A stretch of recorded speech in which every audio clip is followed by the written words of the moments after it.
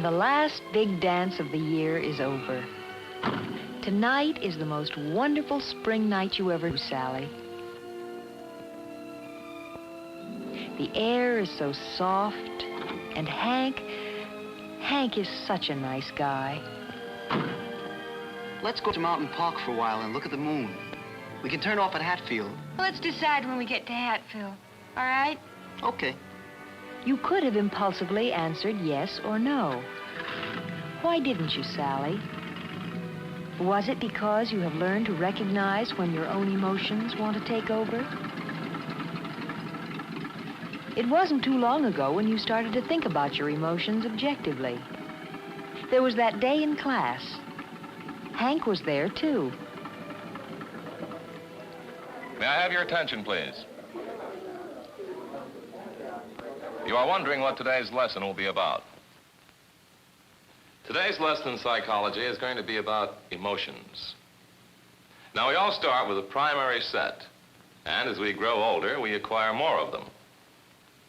We've all read about Bluebeard's closet and Pandora's box. Most of us know the fascination of locked places and hidden things. That fascination is probably the emotional side of our curiosity. Would you like to know what's in the box? All right. Why don't you come up around the table?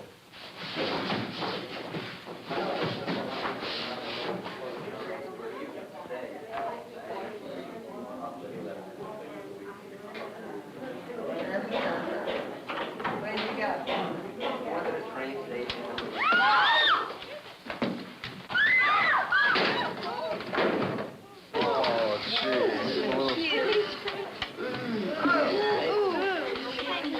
You've just experienced emotion. Unreasoning, illogical emotion.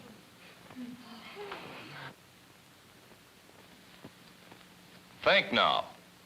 Do you think that I'd turn loose a poisonous snake in the classroom? Only association would cause you to feel the emotion of fear at the sight of a harmless snake.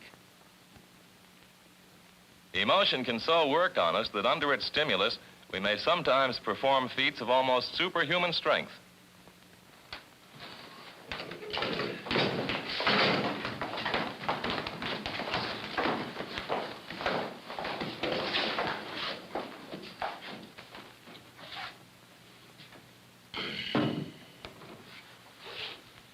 Now, would you like to come up around the table and see what's in the second box? Most of you now plainly show the results of emotional conditioning. A box held a snake. You don't like snakes. So now you associate a box with a snake or with some possible danger.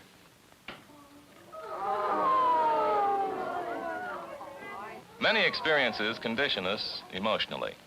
A bitten child may fear a dog, or a howling dog may make us feel lonely. A train whistle at night, the ticking of an old clock, a word may bring an emotional response. Those puppies reminded you of your own Cappy. Cappy rarely changes his feelings toward you. He's friendly and loyal, and you feel the same way toward him. You wouldn't tolerate anyone hurting a single hair of his shaggy coat. Yet how quickly your emotions changed while walking with Cappy that afternoon.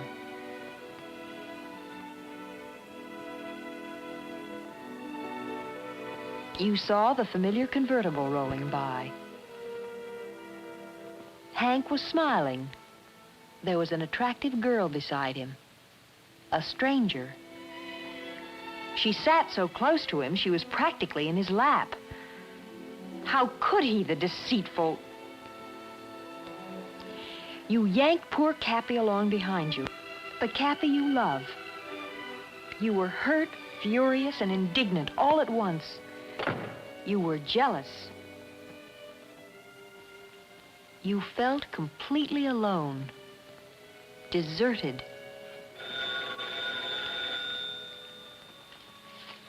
Any other time, you would have been the first at the phone, just in case it was Hank. But now jealousy had swept away your common sense.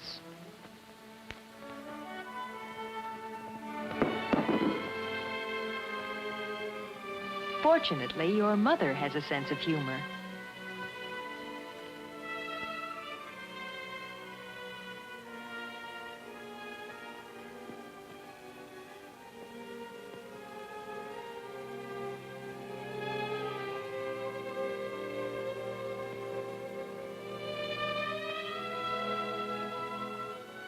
And you hoped Hank never found out what a fool your emotions had made of you.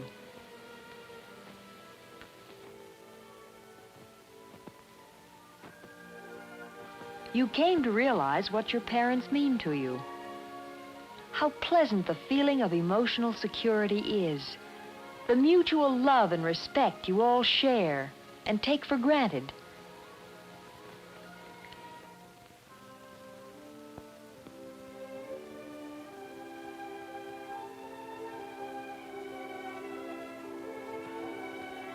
Loving others and being loved is a good feeling, a feeling everyone wants to share.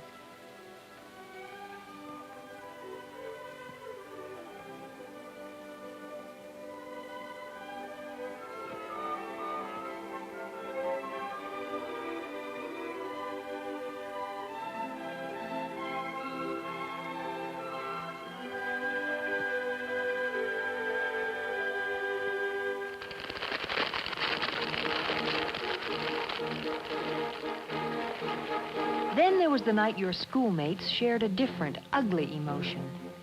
Hate. Everybody was whooping it up at the rally. The excitement about the coming game built up to a frenzy of enthusiasm. Then someone started a whispered rumor that twisted excitement into something else.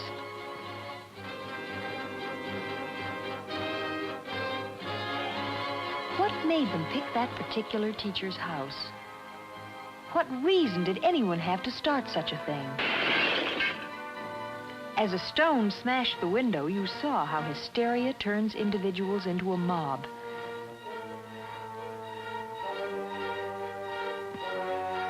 You were amazed to see sudden impulses rob normally decent people of their values.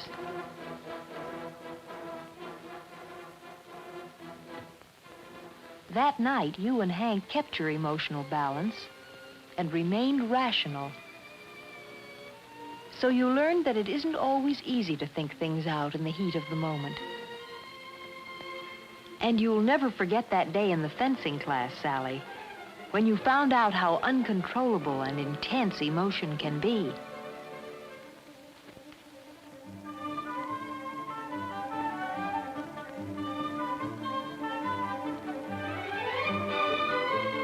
Your opponent's dogged parrying seemed perfect, tireless. Again and again, she moved just a little faster than you. Your intense frustration boiled up inside you and then suddenly erupted into white anger. You wanted to injure her, and then caught control of yourself. It left you sick to your stomach, and even now you wince when you think of it. No, you never want to feel that way again, Sally. It wasn't easy learning to stop and think things out when strong emotion possesses you. But that's the real test of whether you are learning to handle your emotions. Let's just go on home, shall we, Hank? You're the boss. You sure you won't mind? Of course I mind.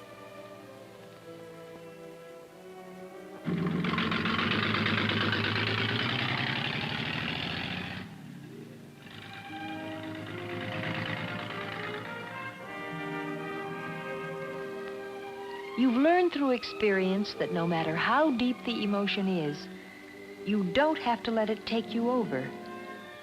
You have come to realize that by bringing calm reasoning to emotional questions, your decisions will be what you really want them to be.